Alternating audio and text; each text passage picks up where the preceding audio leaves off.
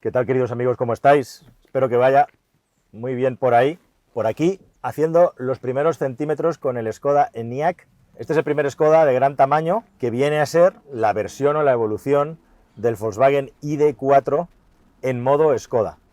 Y venía yo leyendo en los últimos días una cosa interesante relacionada con la marca y que aplica a lo que te tengo que contar, y es que hay cierto malestar dentro de Volkswagen.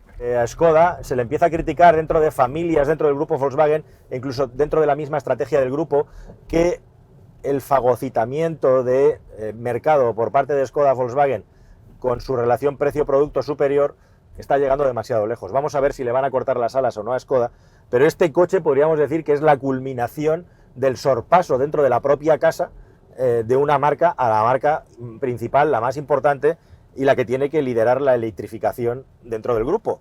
Así que vamos a ver qué pasa. Lo que pasa de momento es que este coche, para empezar, en el interior es mucho más agradable que el ID.4, que el tacto de los materiales y el diseño pues parece mucho más acorde con el tipo de cliente al que quiere llegar. Es evidente que el Volkswagen ID.4 y que Volkswagen en general está buscando un público más tipo Tesla, más tipo techie, y por el camino se quiere dejar al público que ha tenido toda la vida como cliente potencial Volkswagen, que al final es una marca que compra gente madura. Así que desde este punto de vista, vamos a ver si le sale bien o no la jugada a Volkswagen, o si se ha ido demasiado lejos en su intención de tocar públicos más jóvenes y no tiene que recular o rectificar en el futuro. Todo esto, que puede parecer un circunloquio de entrada, creo que explica muy bien la filosofía de este coche, porque la verdad es que es espectacular cómo se nota desde dentro, con la excepción, por supuesto, del asunto de la pantallita dichosa y el climatizador.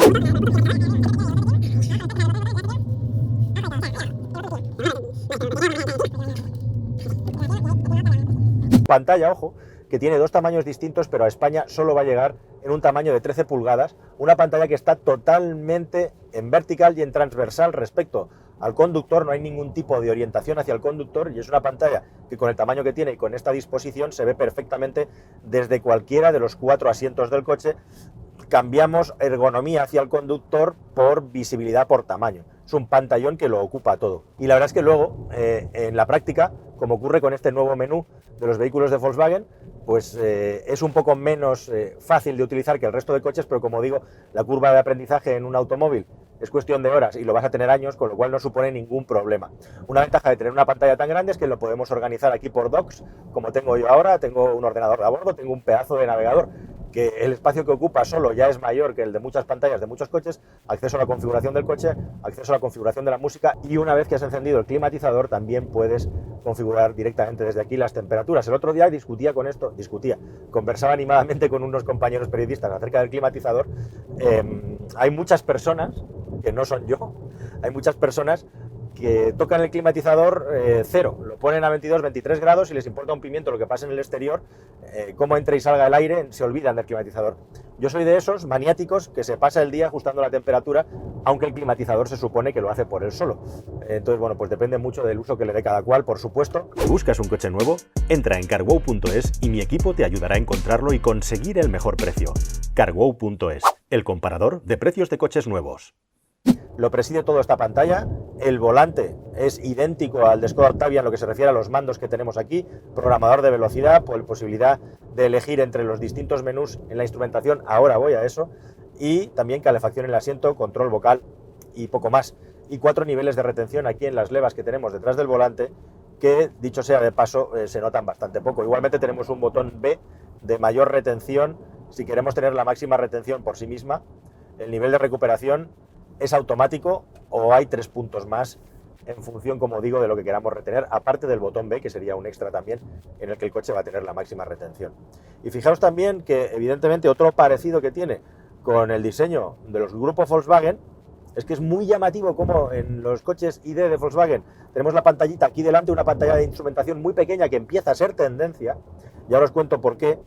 Porque están poniendo pantallas cada vez más pequeñas, algunas marcas, porque luego Audi tiene aquí un display, un pantallón maravilloso, pero lo que ha hecho Škoda es meter esta pantallita que tienen el ID.3 y el ID.4 enclaustrada en el salpicadero dentro, de manera que por lo menos en la posición de conducción en la que yo voy tengo una visibilidad perfecta de la pantalla. Pero es una pantalla muy pequeña y una pantalla en la que tenemos muy poca información, la información básica de conducción, en los sistemas de asistencia a la conducción, velocidad, autonomía, reconocimiento de señales, reloj, temperatura. Ya está. El resto se centraliza todo en esta pantalla. ¿Por qué hace esto el grupo Volkswagen? Pues básicamente porque quiere que nos acostumbremos a utilizar cada vez más el head-up display, que cada vez son más dinámicos y cada vez tienen más información para darnos. Y es muy llamativo y curioso como nos han colocado una tira encima del salpicadero de plástico, que además es plástico brillante, se refleja en mi mano, hola, justamente para evitar que haya algún tipo de reflejo o algo que disuelva parte de la calidad de visión del head-up display que tenemos ahí delante. Así que nos han marcado como una línea de horizonte, ligeramente por debajo de la línea del parabrisas, para taparnos lo que es el head-up display, entiendo que por una cuestión de reflejos y de visibilidad. Head-up display, por cierto, que funciona bastante bien, yo lo estoy utilizando ahora mismo.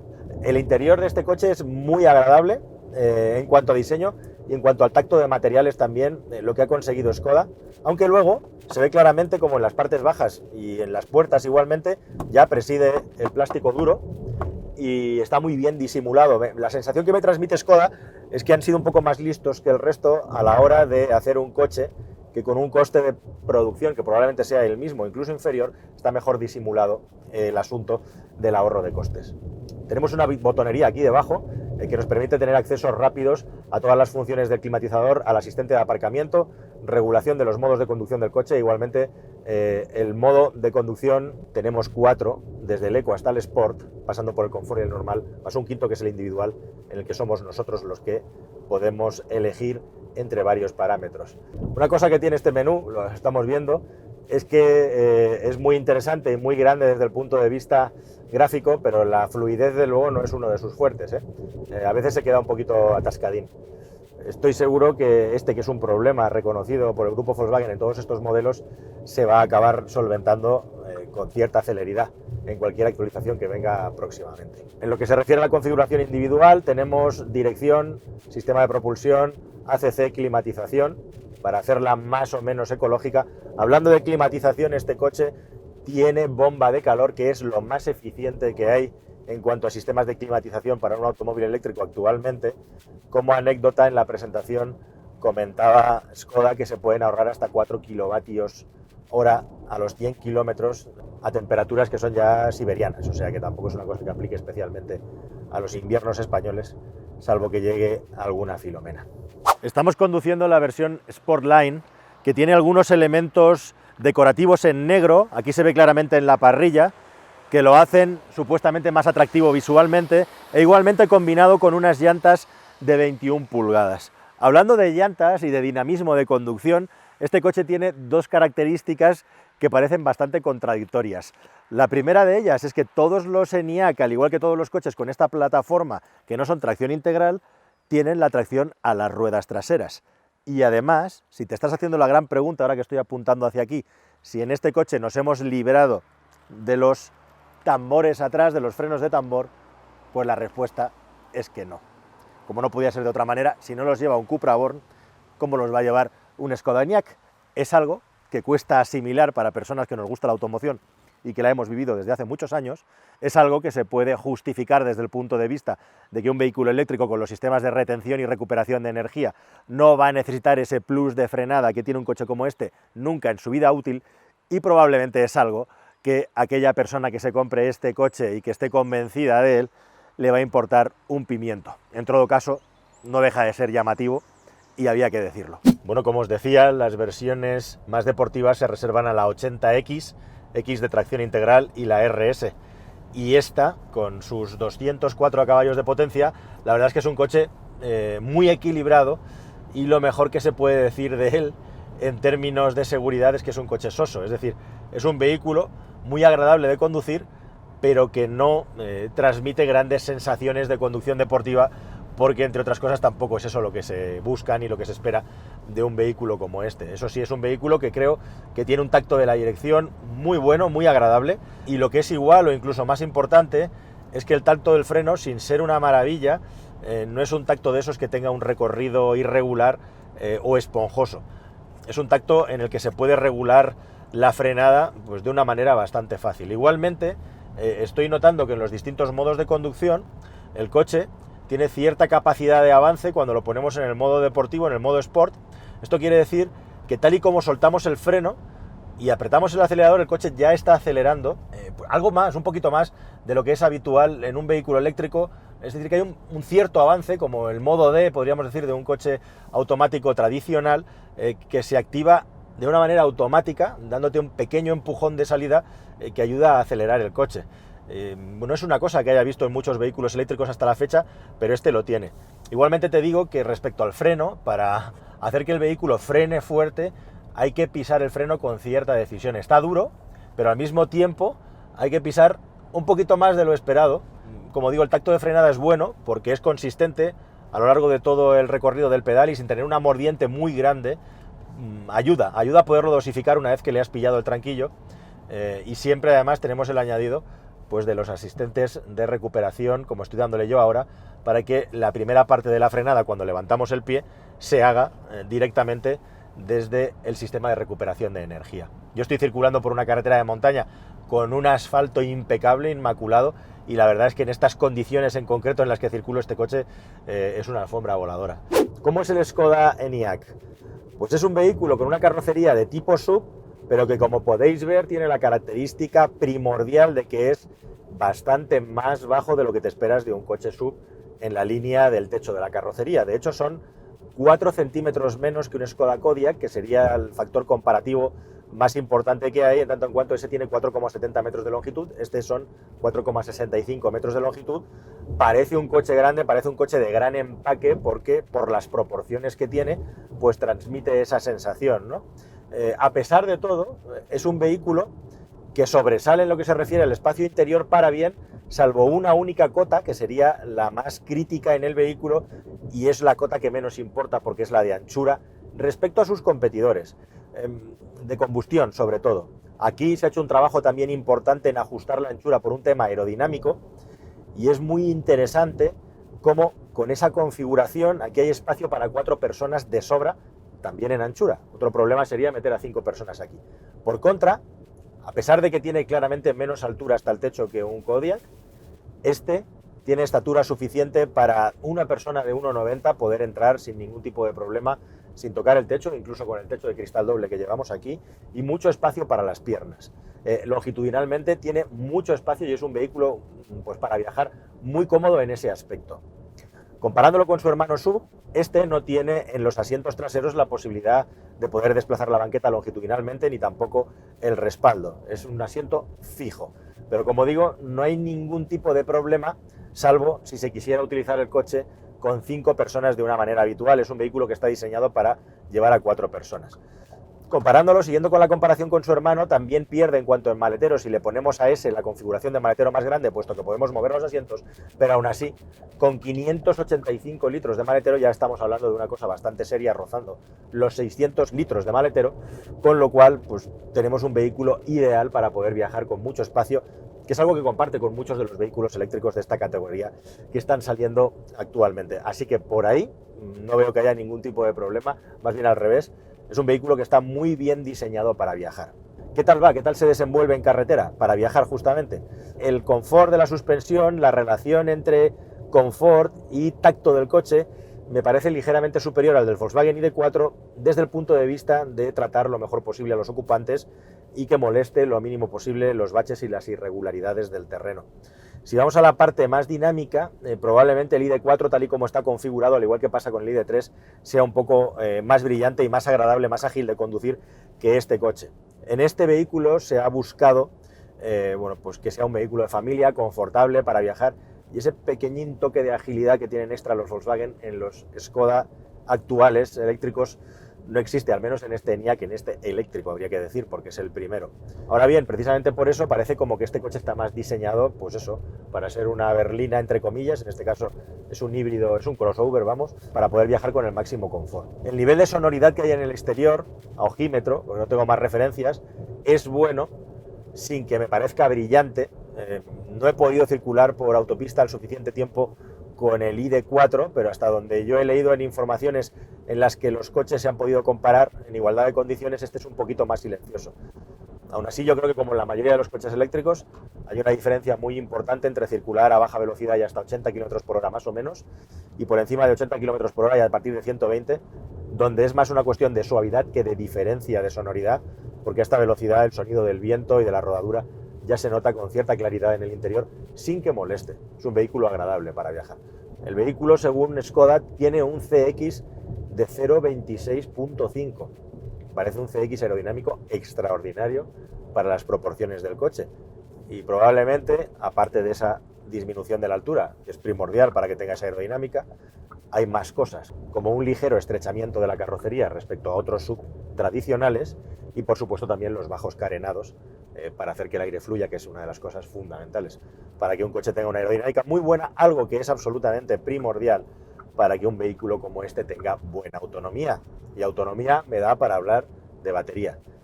El paquete de baterías que tiene este Skoda Enyaq es muy fácil de explicar porque tienes dos opciones.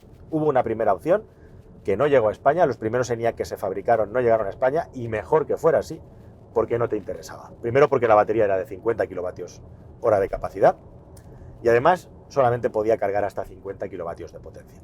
Estos Enyaq que llegan a España, al menos desde junio de 2021 en adelante, los puedes comprar con una batería de 58 kilovatios hora o una batería de 77 kilovatios hora. Esas dos opciones quedan. Esto es ni más ni menos lo mismo que tienen los ID.3, el Volkswagen ID.4 y todos los coches que salen de la plataforma MB de Volkswagen. En cuanto a potencias, estoy conduciendo el Enyaq 80, que tiene 204 caballos de potencia redondeando. Existe también el Enyaq 60, que tiene redondeando 180 caballos. Es un poquito menos si hacemos la conversión exacta respecto a los kilovatios que ofrece el motor eléctrico. Y digo el motor eléctrico porque luego con esas dos baterías 58 y 77 tenemos dos versiones bimotor, motor delante y motor detrás.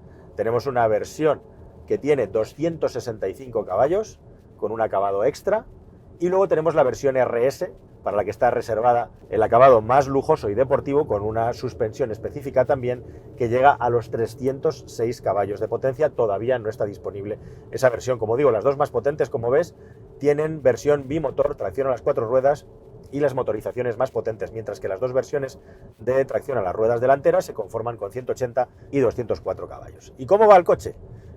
A nivel de aceleración, pues aquí Skoda lo que ha buscado es tener un vehículo igual, que transmita suavidad. Ya vas viendo cuál es la filosofía del coche. No tiene aceleraciones fulgurantes, incluso aunque lo pongas en el modo Sport, va a estar más vivo, pero tiene una aceleración de 0 a 100 de 8,5 segundos, que es una cosa que comparte también con el resto de coches del grupo Volkswagen. De hecho, lo acabo de poner en modo Sport desde el modo Eco y la diferencia es sutil. Está, pero es sutil. Y es que en estos coches se ha buscado primar la suavidad de uso, que el acelerador cuando lo pises no te pegue un empujón que te tire para atrás, en plan un potenciómetro mal calibrado, como ocurre en algunos coches eléctricos primigenios o con características y filosofía deportiva. Por lo tanto, como digo, es un vehículo que lo que transmite es que quiere que lo conduzcas fácil, quiere que lo conduzcas suave. Como la mayor parte de los vehículos que estamos conduciendo últimamente, en cuanto a visibilidad, en cuanto a grado de conducción, tiene cierta fisonomía no pura de SUV, con lo cual la superficie acristalada tampoco es enorme, pero en esta versión con el techo de cristal que llevamos aquí arriba, la verdad es que si te lo puedes permitir, es un gran desahogo visual para ir con confort. Y luego me llama mucho también la atención la forma de los retrovisores, que son muy grandes y al mismo tiempo muy perfilados, tienen esas dos características y tienen muy buena visibilidad hacia atrás por los retrovisores, no tanto así por la luneta trasera, cuyo tamaño, bueno, pues sin generar ningún problema, no es que sea especialmente generosa, pero es suficiente, más de lo que he visto en algunos automóviles de este tipo. Con los dos tipos de batería, el Enyaq tiene una autonomía oficial entre los 400 y los 520 kilómetros según el ciclo homologado WLTP, que tenemos más que comprobado que en un uso diario normal haciendo carretera es imposible de alcanzar. En el mundo real, la autonomía se va a quedar con la batería pequeña alrededor de los 300 kilómetros, algo más si hacemos más ciudad, y con la batería grande podríamos rozar los 400-450 kilómetros, siempre y cuando tengamos el pie bastante ligero y no apretemos mucho. Desde ahí puede bajar bastante o puede también aumentar bastante, por supuesto los 500 kilómetros y más son posibles siempre que circularas con el coche a muy baja velocidad dentro del entorno urbano, para lo cual se convierte en una muy buena opción, aunque estaremos moviendo un coche de gran tamaño por zonas en las que no parece lo más apropiado. Y en definitiva, entre los 300 y los 400 kilómetros es lo que te vas a mover normalmente con este vehículo, y son las autonomías que suelen dar estos coches con este tamaño de batería, sin entrar en muchas más consideraciones. Siempre se tiende a levantar el pie cuando conduces un vehículo eléctrico y sales a la carretera. El ENIAC es en definitiva el automóvil eléctrico más lujoso y de mayor calidad que hemos visto hasta la fecha dentro del grupo Volkswagen, un ambiente muy agradable para transportar a 4 personas, con una estética un poco peculiar, podríamos decir. La verdad es que viendo el vídeo, revisándolo, me parece que es más bonito en persona que en imágenes, especialmente la parte trasera, que es como muy cuadriculada, pero eso viene, como digo, por esa peculiar forma que tiene el techo para intentar arañar un poquito de aerodinámica en el vehículo. No es un coche, desde luego, económico, aunque tampoco es un coche excesivamente caro para lo que es la media en este segmento. Nos quedamos siempre ahí navegando entre los 35.000 euros aproximadamente y hasta los 50-60 en función de la versión que te compres, y no es evidentemente un coche para todo el mundo, pero sí es uno de los mejores coches eléctricos probablemente, si sumamos todos los factores que hemos probado hasta la fecha.